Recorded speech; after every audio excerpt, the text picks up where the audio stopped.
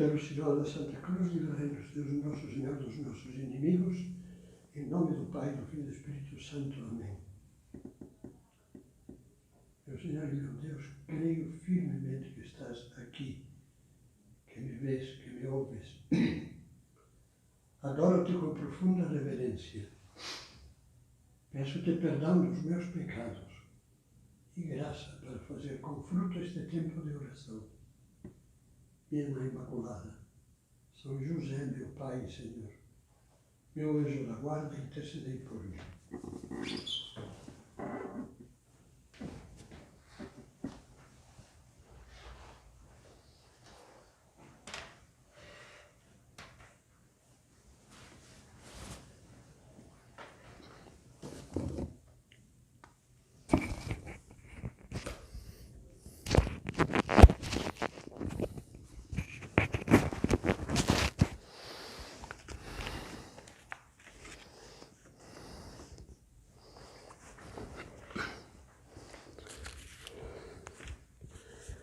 Nesta segunda meditação,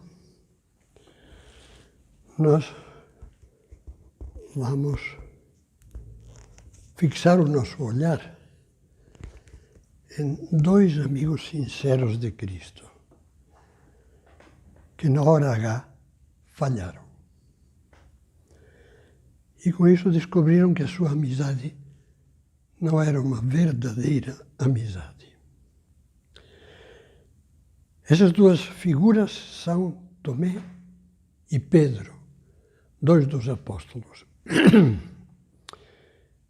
Quando lemos o Evangelho, nós percebemos que eles eram sinceros.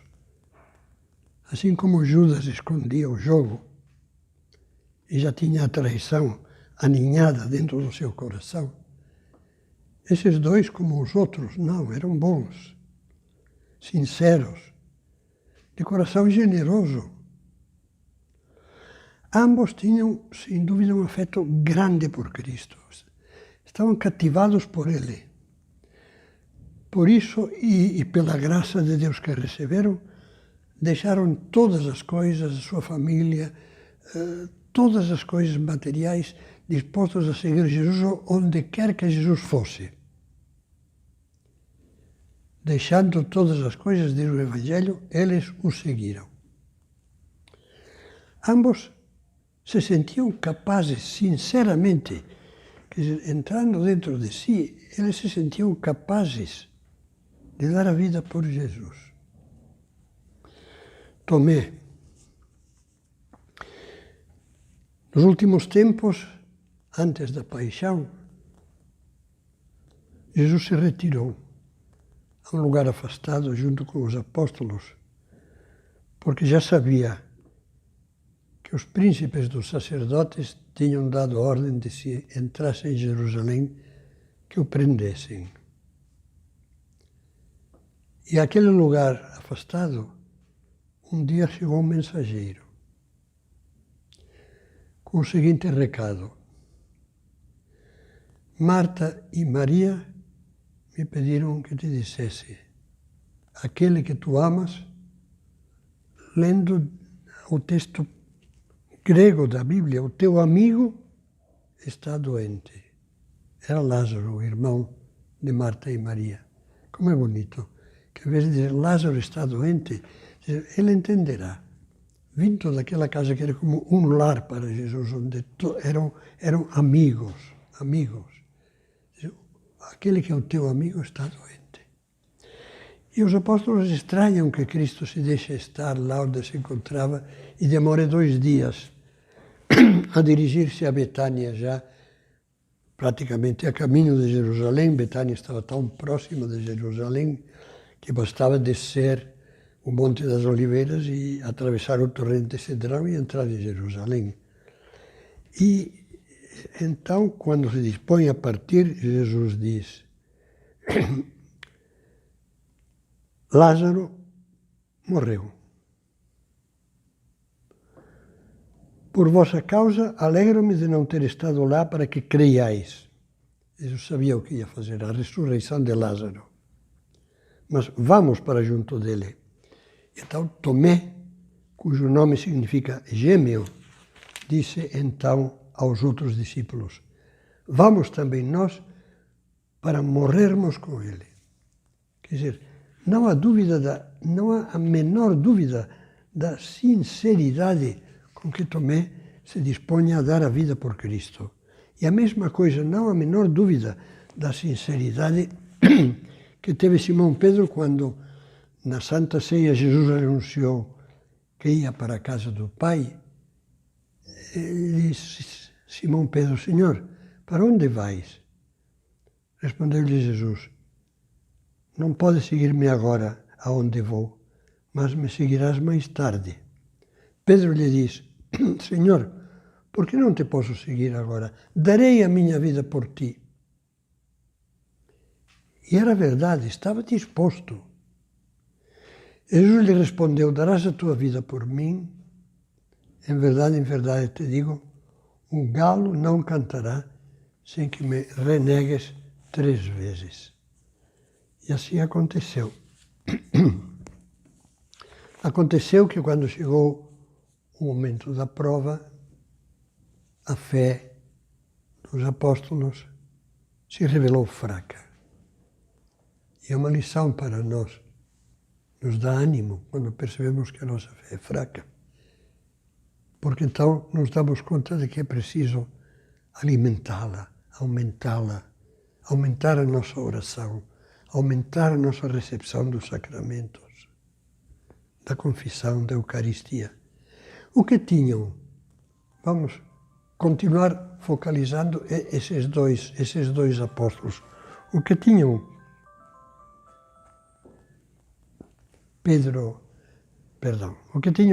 Pedro e Tomé? Uma fé emotiva, isso sim, mas frágil. Gostava-lhes ver as coisas com o olhar de Deus. As viam com o coração, mas de uma maneira superficial. Um exemplo claro. Quando Jesus começou, meses atrás, lógico, começou a anunciar que sofreria muito, que seria morto, injuriado e morto, Pedro tem uma reação espontânea, de carinho, de amor a Jesus. Senhor, não pode ser assim, isso não te pode acontecer. Não.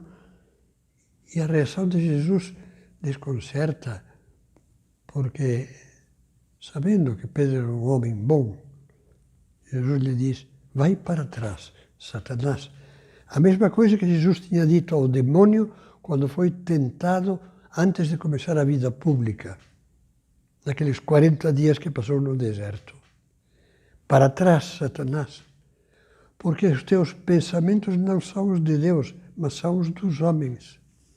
Às vezes o sentimentalismo nos leva a essa emotividade que não é profunda, não é amor profundo, nos leva a fazer disparates. Não, mas essa pessoa tem tanta vontade de comungar, mas sei que não está em condições. Eu sei, porque tem uma vida assim e assado, e me consta que não se confessou, mas dá pena. E então é como se envia a pessoa a fazer um sacrilégio. São Paulo diz que quem comunga indignamente come e bebe a sua própria condenação. Mas, como já comentei faz pouco numa breve meditação, às vezes uma das piores coisas que os pais podem fazer é ter esse carinho emotivo e só, sem a profundidade da fé e da razão. Então, não, consente tudo aos filhos, coitado, não nega nada, vai ficar triste. Não. E não lhes ensinam a cumprir o dever, não lhes ensinam a ser sacrificados pelos outros, não os levam a fazer obras de caridade com quem precisa. Não. Isso não é amor verdadeiro. Tomé se manifesta um homem muito cético. Na última ceia, Jesus fala: como já mencionava antes, de que vai preparar o caminho para a casa do Pai, o céu. E Tomé diz, mas nós não sabemos para onde vais. Como podemos saber o caminho? Um pouco como dizendo, espera, não brinca. Não se entende o que estás dizendo. Ele queria pão, pão, queijo, queijo. Chega a hora da prova da fé e sucumbem, porque a fé emotiva, a fé sem doutrina, sem uma base forte de doutrina, a fé sem oração, sem exame de consciência para ver as nossas falhas, sem oração para falar e, sobretudo, ouvir o que no fundo do coração Deus quer nos dizer. Essa fé nos leva a sucumbir na hora da prova. São Pedro, que caiu, depois, quando escreve aos fiéis a sua primeira carta, lhes fala da alegria da fé e de que suportem com alegria as provações a que serão submetidos. Era a época da perseguição. Os cristãos eram mortos, eram encarcerados. E ele dizia, a prova da fé é mais preciosa que a prova do ouro que se prova pelo fogo. A fé das provas tem que ser purificada, fortificada, como o ouro no cadinho. Por isso pensemos em nós. Não é fé aquela que balança na provação. Por quê? Você pode dizer, por que Deus está permitindo agora essa pandemia? Por que o meu filho ficou doente? Por que perdi o emprego? E começa a fraquejar a fé em Deus.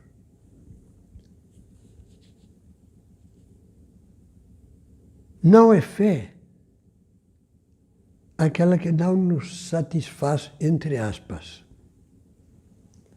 Ou seja, que não concorda com o que nós pensamos.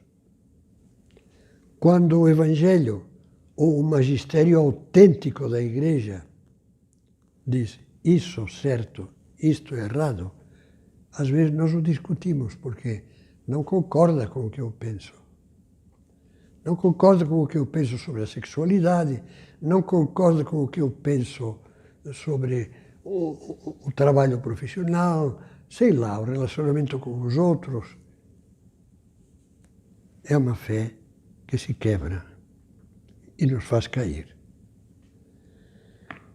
E hoje em dia nós temos um grande inimigo da fé, que é eu diria o gregarismo.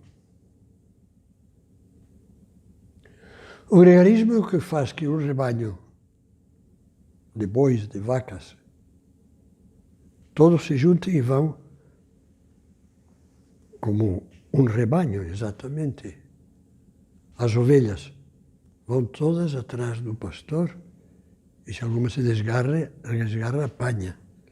O cão de guarda morde e diz, volta para... Todo mundo vai por aí. E agora Maria vai com as outras, é uma espécie de lei de vida. Todo mundo pensa assim, eu também, tenho vergonha de pensar diferente.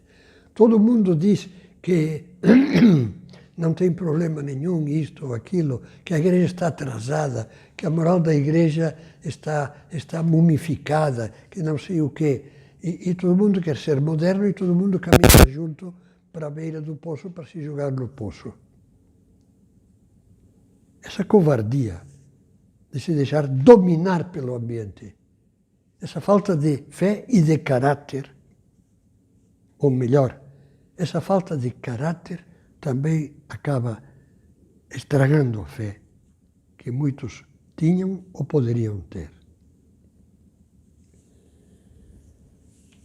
São José Maria, falando desses maus momentos, diz, purifica o teu olhar. Já falávamos antes um pouco disto. Diz, com a humildade e a penitência. Senhor, humildade, que eu veja, que faça como um filho pródigo, que tenha a honestidade de dizer, caí em mim e percebi, estou errado, isso tenho que retificar. daí a pouco, daqui a nada, amanhã, vai começar a Semana Santa. Que tempo bom, mesmo que infelizmente não possamos participar das cerimônias, mesmo que, e é uma tristeza, porque são as mais belas de todo o ano, mas procuremos pedir perdão a Nosso Senhor e, se sem desobedecer às normas da autoridade civil e da autoridade eclesiástica, podemos nos confessar, vamos preparar uma boa confissão. Se não puder, prepare mesmo assim uma boa confissão, tome notas. Faça, como eu digo às vezes brincando às pessoas, faça a sua colinha de pecados, para quando tiver oportunidade, aí se confessar. Clarifica o teu olhar com humildade, com a penitência. São dias de penitência. Esses dias primeiros da Semana Santa, faça um pouquinho mais de sacrifícios. Sacrifício da gula, sacrifício da curiosidade até Sexta-feira Santa. Sacrifício do mau caráter, sacrifício da impaciência. Sacrifício se é o caso de não culpar os outros, porque descuidaram, porque quem sabe, não. E além de fé, da falta de fé, esses apóstolos bons, sinceros, afetuosos, que amavam Jesus, mas amavam com a camada superficial do coração, que são as emoções. Também lhes faltava a esperança, que talvez se possa definir assim a esperança cristã. A fé no amor de Deus. Mas você não vê que esse Deus que às vezes te parece exigente demais, porque pede isso? Porque através da sua igreja, Jesus diz, quem a vós ouve, dizia aos apóstolos e aos seus sucessores, as autoridades legítimas da igreja, quem a vós ouve, a mim ouve. E você diz, por quê? Não. Confie. Por quê? Há um poeta francês que tem uma maneira peculiar de escrever as suas poesias, várias vezes faz intervir Deus e Deus fala. Charles Péguy. E numa dessas obras poéticas, que trata da esperança justamente, da segunda virtude, como ele diz, fé, esperança, caridade, Deus diz, a fé que mais me agrada é a esperança. E o Papa Bento XVI, na sua encíclica sobre a esperança, diz, na Bíblia, concretamente no Novo Testamento, no Evangelho, na boca de Jesus, a fé e a esperança estão tão fundidas, tão unidas, tão inseparáveis, que às vezes não se pode distinguir bem se fala de fé ou fala de esperança. Mas é que é verdade. A fé é o fundamento das coisas que se esperam. Diz a carta aos Hebreus, começa assim. A fé é o alicerce das coisas que nós esperamos. Então, é maravilhoso o encontro de Cristo com cada um dos apóstolos, desses dois que estamos focalizando agora, depois da ressurreição. É tocante, é comovente. Depois da ressurreição, vamos comemorá-la, não nesse próximo domingo, que é domingo de Ramos, mas no outro domingo, já a Páscoa. A ressurreição, Cristo vive. Vivo aparece aos apóstolos, primeiro aparece às santas mulheres, elas são as primeiras a não se resignarem a perder Jesus. Elas dão exemplo. Foi uma mulher a que foi anunciar aos apóstolos que Cristo tinha ressuscitado, antes de que eles se tivessem dado conta. Maria Madalena.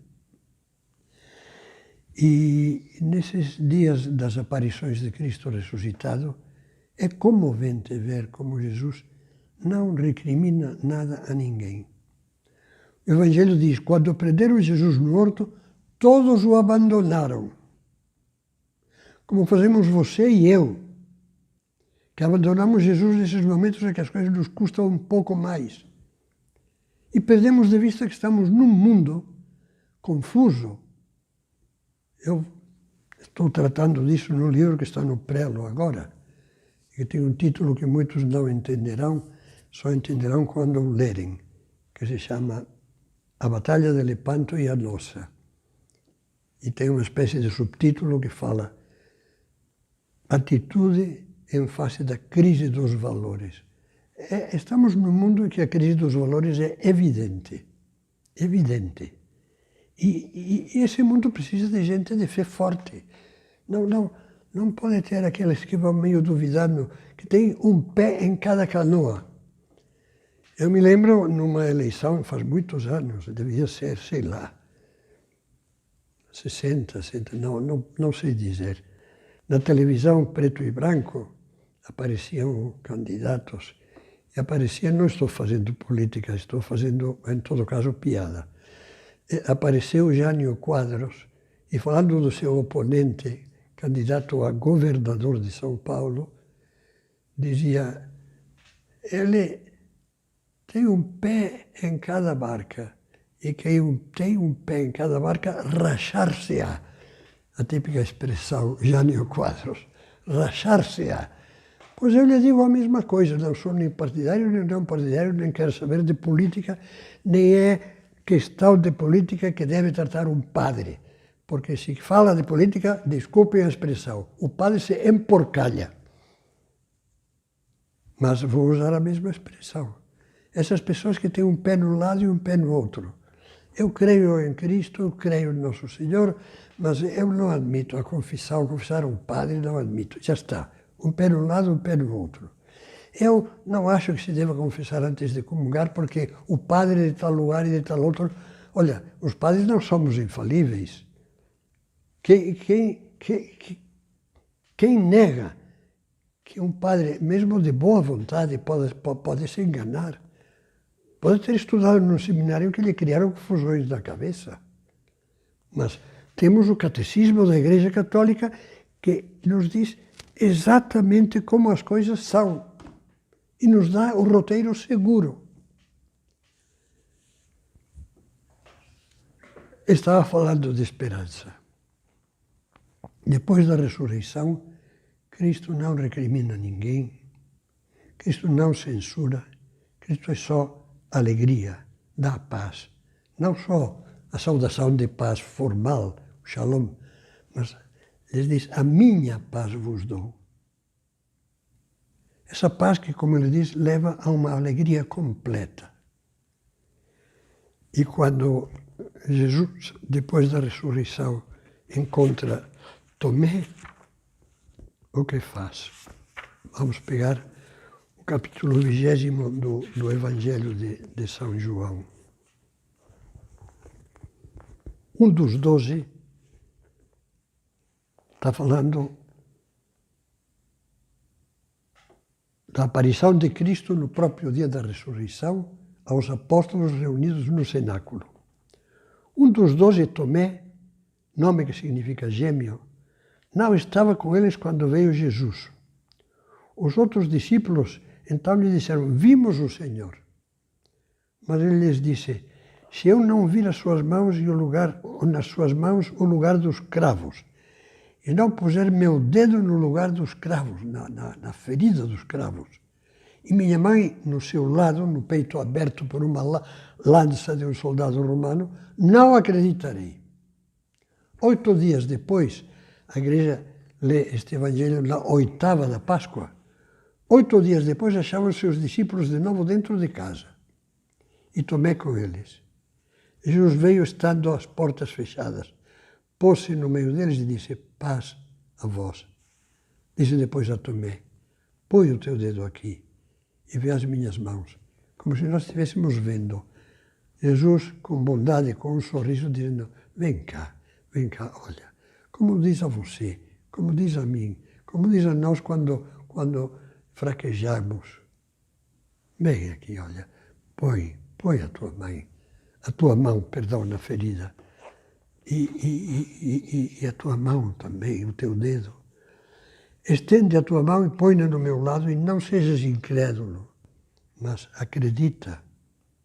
E aí respondeu Tomé maravilhosamente, meu Senhor e meu Deus, o maior ato de fé que foi feito que se vê, que se lê no Evangelho, é este. Meu Senhor e meu Deus. Um reconhecimento explícito da divindade de Cristo. Aquele homem que fraquejara, aquele homem que não queria acreditar no que lhe diziam os outros. Não pode ser que tenha ressuscitado, que tinha fé já partida ao meio, quebrada, jogada no chão. Esse homem faz o maior ato de fé. Jesus o ajuda a fazer. E diz Jesus umas palavras que se dirigem a você, se dirigem a mim. Porque viste e creste, felizes os que não viram e creram.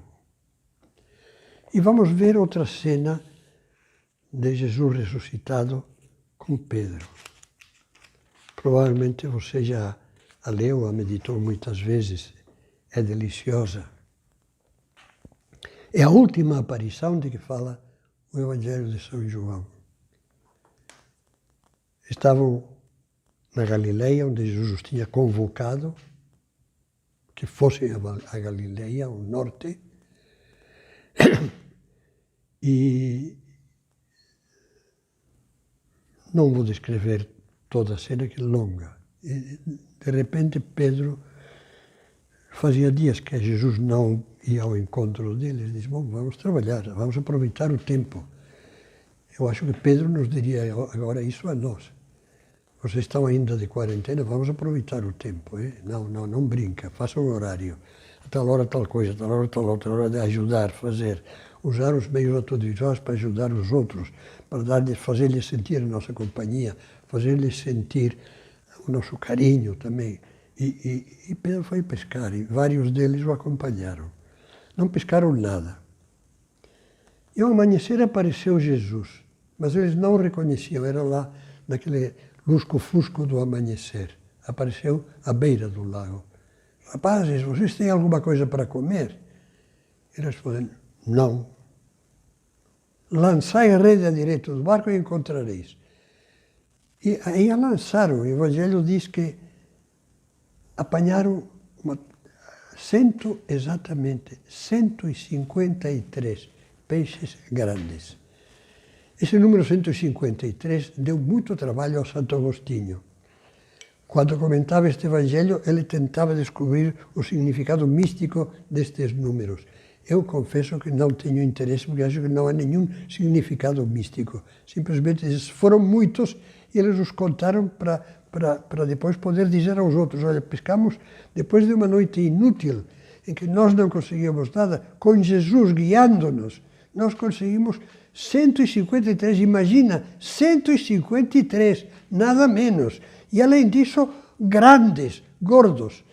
Talvez fosse aquela que se chamava tilápia de São Pedro, que diz que existe lá no Mar da Galileia, e que aqui me parece que chama às vezes a tilápia vermelha. Bom, seja como for, quando descem da barca, encontram Jesus que já tinha. Que familiar é Jesus, que maravilha, que próximo nosso é. É que isso comove, comove. Encontram Jesus sentado na praia, tinha preparado umas brasas e o próprio Jesus ressuscitado, Deus feito homem, glorioso e ressuscitado, assando um peixinho. E diz, vinde comer, vamos sentar-nos. Eu, que nasci em terra de mar, Mediterrâneo, sei que os bons pescadores dizem, não sou mestre em culinária, mas que os bons pescadores de vez em quando você apanha sardinha. Não existe sardinha mais deliciosa que aquela que assa lá mesmo na praia, na brasa. É a super sardinha. Eu nunca fiz a experiência, infelizmente, mas Jesus a fez. E depois da refeição, Jesus começa a andar e Pedro com ele.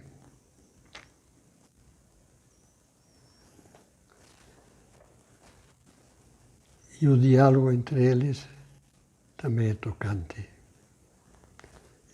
Parece que é a primeira vez que Jesus fala a sós, assim, num momento de intimidade com Pedro.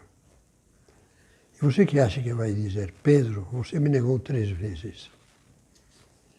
Parece mentira.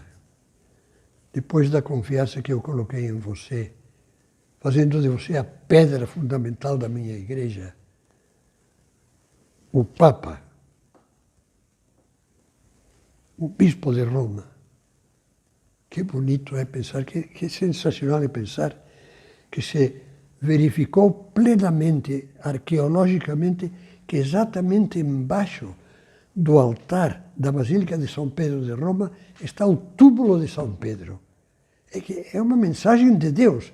Aquele que não acredita no Papa, é uma mensagem de Deus. Lá está Pedro, tu és Pedro. Sobre esta pedra edificarei a minha igreja, não a do outro, não a do fulano e cicrano, a minha. Mas voltemos àquela conversa de Cristo com Pedro. Tu me amas? Essa é a pergunta que faz. Simão, filho de João, tu me amas mais do que estes? E você pode imaginar Pedro andando a um lado de cabeça baixa, envergonhado, porque o negou covardemente, renegou, até falou palavrão, parece, segundo dá a entender o Evangelho. Tu me amas mais do que estes? Sim, Senhor, tu sabes que te amo. Apacenta os meus cordeiros. Eu te fiz pastor supremo da igreja e te confirmo, eu confio em você. Fantástico isso. E segunda vez a mesma coisa, apacenta minhas ovelhas. E terceira vez aí já Pedro, eu acho que ficou chorando. Simão, filho de João, tu me amas? Entristeceu-se Pedro. Porque pela terceira vez lhe perguntará, tu me amas? Ele disse, Senhor, tu sabes tudo. Tu sabes que eu te amo. E Jesus lhe disse, apacenta as minhas ovelhas. Sê o pastor dos meus cordeiros e das minhas ovelhas. Eu, como te disse no dia em que te conheci, tu és Simão, filho de João. Tu te chamarás Kefa, que quer dizer pedra. E depois de Cesareia de Filipe, Jesus lhe diz, tu és Pedro, sobre esta pedra edificarei a minha igreja. E quando a pedra parece que se esboroa, parece que se quebra, parece que a pedra se esfarela, quando Pedro perde a fidelidade e nega e renega Jesus, não conheço este homem, não sei quem é esse indivíduo, tal, tal, tal. Jesus não perde a confiança em Pedro. Quer dizer, a maior esperança é a esperança que Deus tem em nós. Se é que se pode falar assim. A maior esperança é esta. Haja o que quiser, mesmo quando nós pensamos que, como Pedro, nos quebramos, nos fizemos pedaços e já não tem conserto. Mesmo quando nos parece que ficamos pulverizados pela nossa má vida. Jesus nos leva ao seu lado e sempre nos dá essa chance. Tu me amas? E nós lhe dizemos, Jesus, tu sabes que eu te ofendi muito. Eu não posso dizer de cara erguida, eu te amo. Não, olha, eu gostaria muito de amar-te, muito, muito mais do que te amei até hoje. Isso sem dúvida nenhuma. Eu gostaria, mas sou tão fraco, fiz tanta bobagem, te ofendi tanto. E Jesus diz, nem menciona isto. Eu confio em ti. Eu confio em ti. E assim terminamos essa meditação. Nos dirigimos a Nossa Senhora, a quem o Papa João Paulo II chamava Mãe da Santa Esperança. Que Maria nos ajude. E quando depois da Semana Santa vier o tempo da Páscoa, aproveitemos para meditar nos 4 evangelhos, os evangelhos que falam da ressurreição de Jesus. Porque este Cristo é o mesmo que está no sacrário, o mesmo que você recebe na Eucaristia, quando comunga, e que te diz sempre, te pergunta, tu me amas?